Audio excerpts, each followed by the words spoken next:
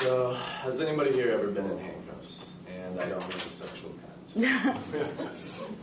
Alright, yeah, a couple times. Well, unfortunately, I have been in them a couple times. I'm not proud of this fact. If anything, I should be embarrassed by this.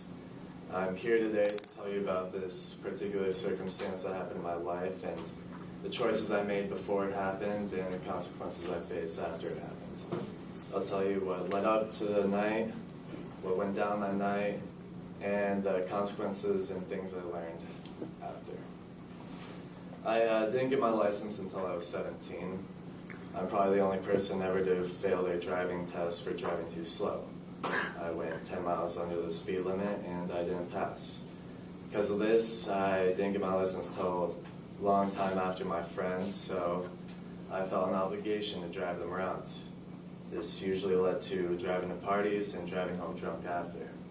As you can tell from not passing my driving test for driving too slow, I was already not a good driver. So the fact that I drove drunk just kind of made it worse.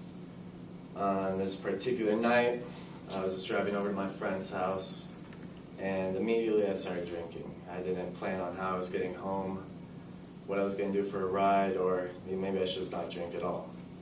I ended up playing some games of beer pong, taking shots, and I went on my way.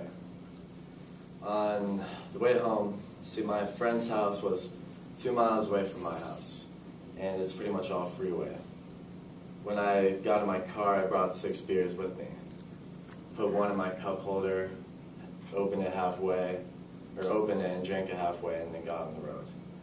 When I got on the freeway, it was 2 a.m. and there was nobody around me, so for some reason I decided to drive faster.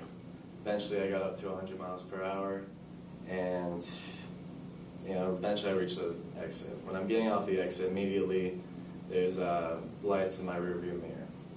I start to panic, don't know what to do, completely forget about the half-empty beer can in my cup holder.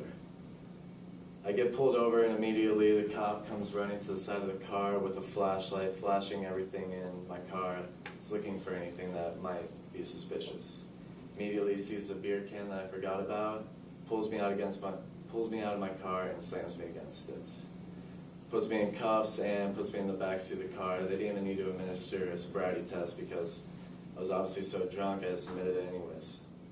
It took me 20 minutes to get to downtown San Diego from where I was.